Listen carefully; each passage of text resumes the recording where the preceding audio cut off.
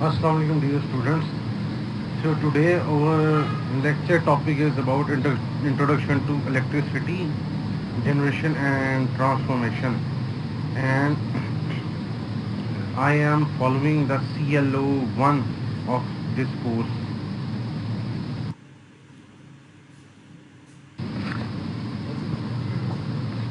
So in our previous lecture we studied about permanent magnet, electromagnetic induction, and the Faraday's laws of electromagnetic induction and its experiment. So in this lecture you will see the physical example of this electromagnetic induction phenomena in terms of electricity generation plus transformation.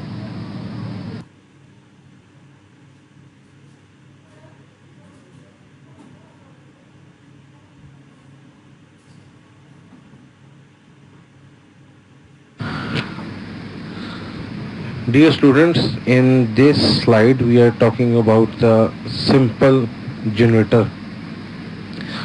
As from the name you can see that what is generator. Generator means that to generate something. So a simple generator that we are using in our daily lives is to generate the electricity. So there are different types of generator. Both can be used for AC or DC purposes.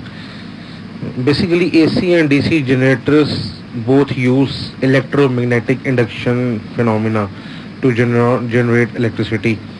However, the process is different because an AC generator creates an alternating current that periodically reverses its direction, but in DC generator a direct current flows in one direction.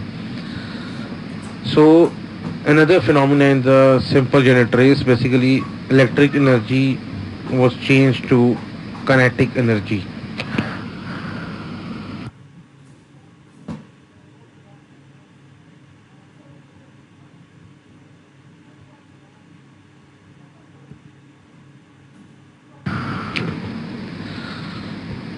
Okay, as refers to our previous slide, so in this slide I will also emphasize on a simple generator. You cannot confuse a motor with the generator because in the previous slide, very first line, I already explained that basically what was motor. But a simple generator is basically is a device to generate electricity. And how the electricity was generated, there is a form of energy which is normally called kinetic energy, which is converted into the electricity. And generators are totally working on a relationship between magnetism and electricity, which we call electromagnetic induction.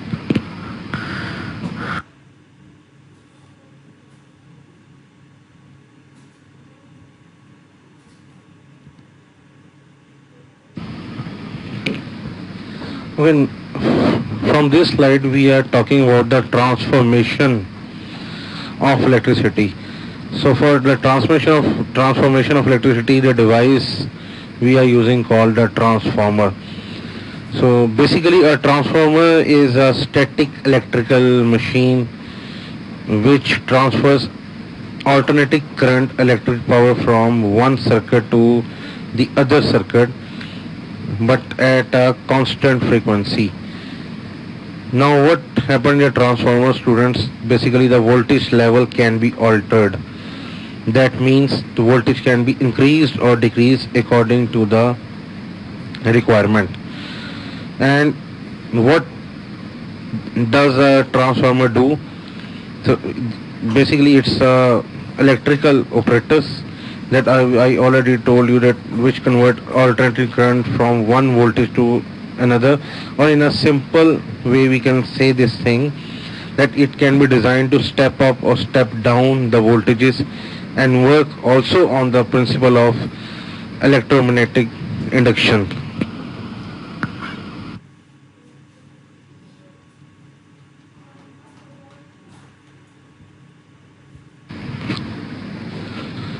So a schematic diagram of transformer I will show you in the very next slide.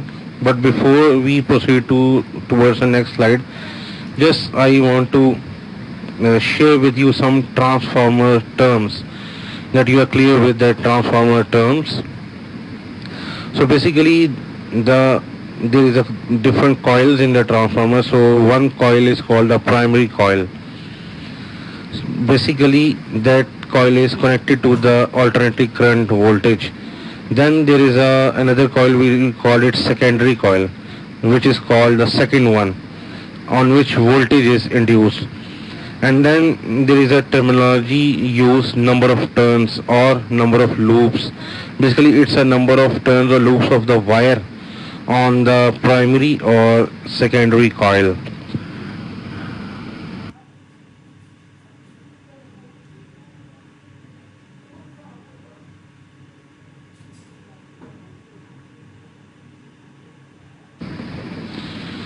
So in this slide I am showing the one schematic and another one the physical diagram of the transformer.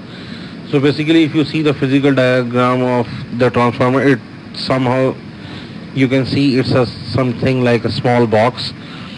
But what actually inside that small box is a primary coil and secondary coil. So there is in a red box in yellow color, it's a formula of, or you can say the equation of basically the transformer, and the abbreviated terms I already explained at the bottom of the slide, that basically NP is the number of turns on the primary coil, NS is the number of the turns of wire on secondary coil. Then similarly Vs is the voltage applied to the primary coil and Vs is the voltage applied to the secondary coil, and the current which is passing through it is denoted by IP or IS. Means IP stands for the current passing through the primary coil and IS stands for the current in the secondary coil. So if you see the equation of the transformer, so you can see this thing that the voltage in the secondary coil is basically directly proportional to the number of turns in the secondary coil, and similarly voltage in the primary coil is directly proportional to the number of turns in the primary coil. Means that if the number of turn is more in the secondary coil, so voltage across the secondary coil is also more. But on the opposite direction, it's always inversely proportional to the primary one.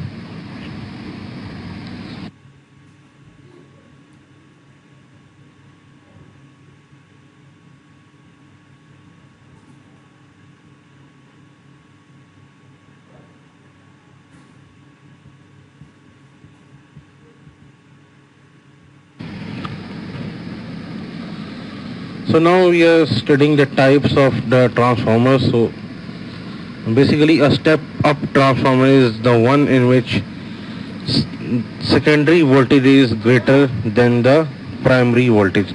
So if the secondary voltage is greater, so it's automatically, you can see from the last slide equation, as the secondary voltage is higher, so it's mean that number of turns on the secondary coil is more. So similarly it's written in the second line that a step up transformer has more turns on the secondary coil than the primary coil. So now the question is that where we use these kind of step up transformers. So step up transformers are mostly used in the electronic equipments like inverters. Nowadays there is a new technology which is called the inverter technology in the air conditioning or the refrigerators, then batteries and stabilizers to balance the low voltage to the higher voltage inside the transformers, and they are also used in electrical power transmissions.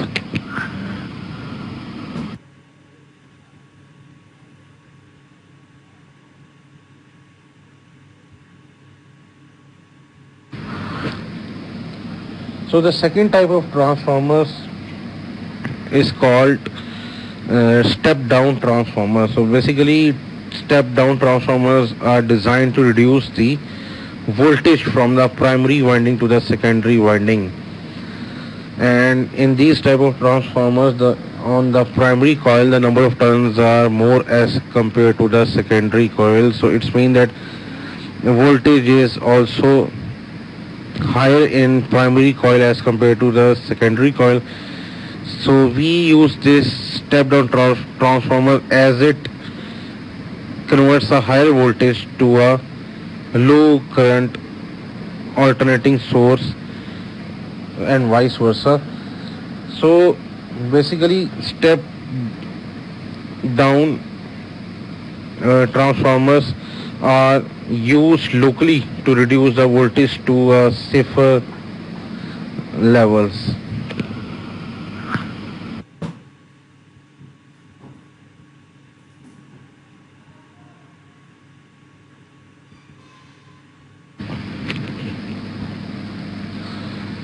So when we studied about the transformers, everywhere you can see this thing that they are step up or step down the AC, or you can say alternating current source.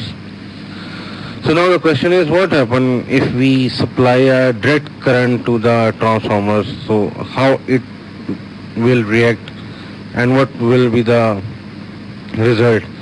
So basically when a DC voltage is applied to the primary coil of a transformer, so due to its low resistance, the coil act as a short circuit across the terminals of the DC source that lead to the flow of heavy current through the winding, and it results in overheating of the windings. So eventually what will happen, the source or the winding means coils. So basically the coils will be damaged. So the effect of current on coils depend on the applied direct current voltage and plus the resistance of the coils.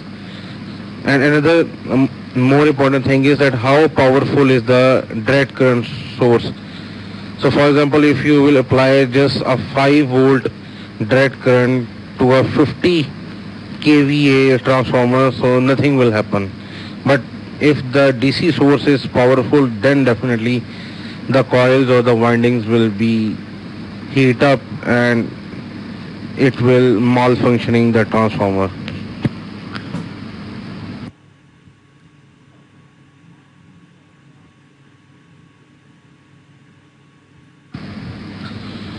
So dear student, in the start of this lecture, on the slide at which schematic diagram of transformer was shown, so there is a one equation that I wrote in a red box and in yellow color. So in this slide I want to explain more about the step up transformer if somebody don't understand actually that equation. So here your concept will more clear. So what happened in the step up transformer, your number of turns on a secondary coil is greater than number of turns on the primary coil. So as per equation, if you see that number of turns in the secondary coil is directly proportional to the voltage across secondary coil. So similarly, voltage in the secondary coil is also greater than voltage in the primary coil.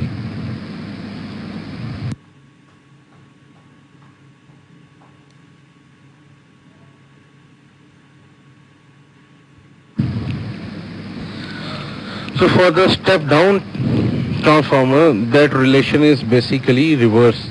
The number of turns around the secondary coil is lesser as compared to number of primary coil. And similarly, the voltage across the secondary coil is also less as compared to the voltage in primary coil. But these both voltage and number of turns are directly proportional to each other. If you again when go back and see that slide on which the proper equation is written.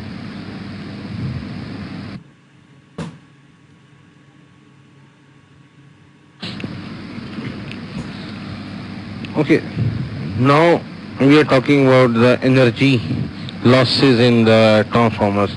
Okay, for the ideal cases or in the numerical problems in a calculation, we normally assume this thing that a transformer is 100% efficient, but in reality, it never happens. Transformer is basically 90 to 95% efficient, and that 5% decrease in efficiency because of the energy losses. So basically, what causes the energy losses, or what types of energy losses in the transformer, I will explain you in the next slide.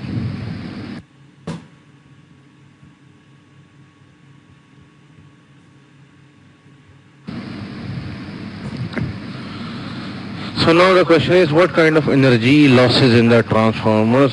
Basically, as we already discussed in our previous lectures, the heating effect of an electricity. So the similar heating effect cause the transformers energy losses. We already discussed that when current is passing through any wire, so that wire is heat up.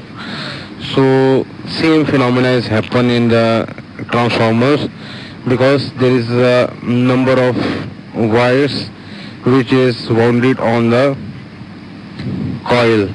So in this way the coil is heat up, and due to that heat there is a resistance occur in the system, and then we have a certain energy loss. And second major energy losses in the transformer is due to the no proper phenomena of electromagnetic induction, or we call it that there is a leakage of magnetic field, or sometimes we can use it, there is a phenomena of demagnetized. Another one is a transformer vibrations or the sounds. So when the electromagnetic induction cannot carried out properly in a transformer, so definitely its efficiency will reduce.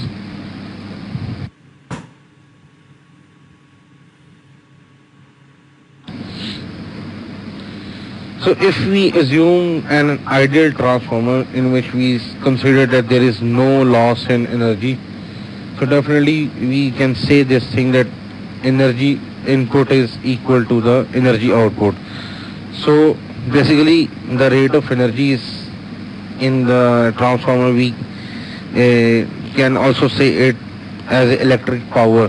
So the electric power input is also equal to the electric power output. That one is actually in the ideal case. In reality, there is always certain losses in transformers.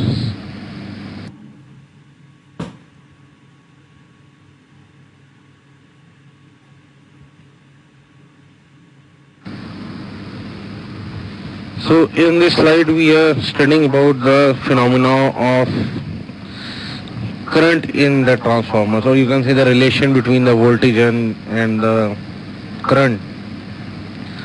So basically from this equation you can see this thing, when the voltage in the secondary coil will increase, so the current in the primary coil is also increases, but the current in the secondary coil is decreases. So it means that the voltage is inversely proportional to the current in the same coil. So basically the current in the coil is in the reverse ratio to the voltage.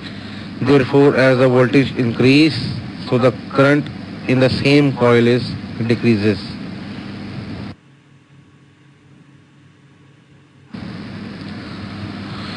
So the equation of the transformer that I wrote in the beginning of this lecture, is written over here, but also the terminology of current I also shown over here. So you can see from here that number of turns and voltage is basically directly proportional to each other, but these two factor, number of turns and voltage, is inversely proportional to the current in the same coil. So both is the case with the primary and the secondary coil.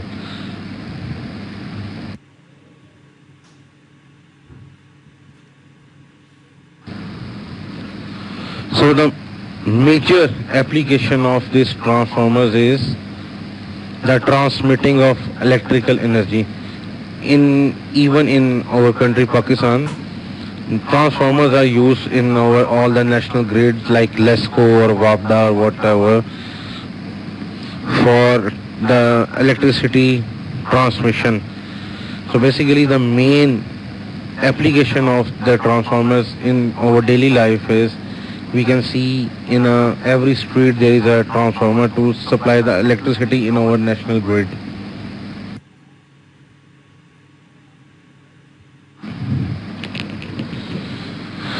So here is a physical example of the electricity transmission. Basically, electrical energy is transferred from the power station to consumer with the help of national grid, and the electricity can transmit to the many kilometers.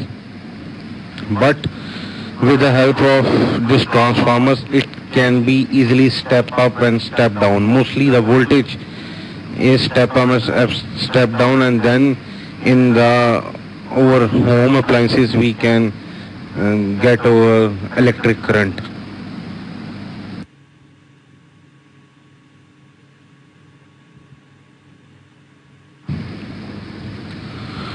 So in the transformer, as the voltage step up, so on the same time, because current is inversely proportional to that voltage as per equation, so if you step up the voltage, so your electric current step down. So there is a one, we can say, the power factor that I write here in equation, P is equal to I square R, which is also we can use in terms of the power losses due to the heating effect of coil in the transformers.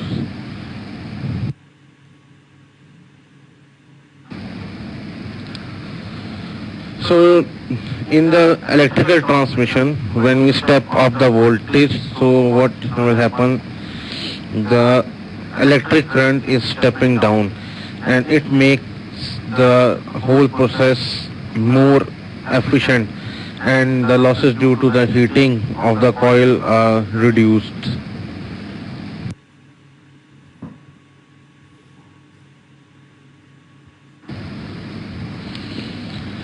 But from the grid, mostly the higher voltage is supplied with the